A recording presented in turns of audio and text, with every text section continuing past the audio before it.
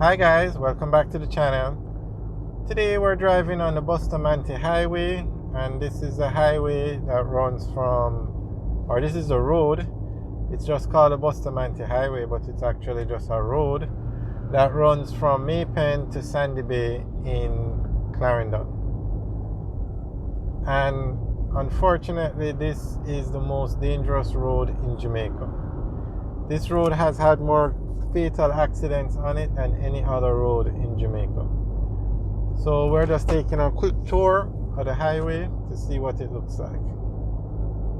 It's named after Sir Alexander Bustamante. Not sure why they call it Bustamante Highway, but maybe back in the day this was considered a highway in Jamaica. But we have some super highways now, like Highway 2000, the PJ Patterson Highway, the Edward Seaga Highway, that are much bigger and nicer than this road. But back in the day, this was probably what was considered a highway at the time.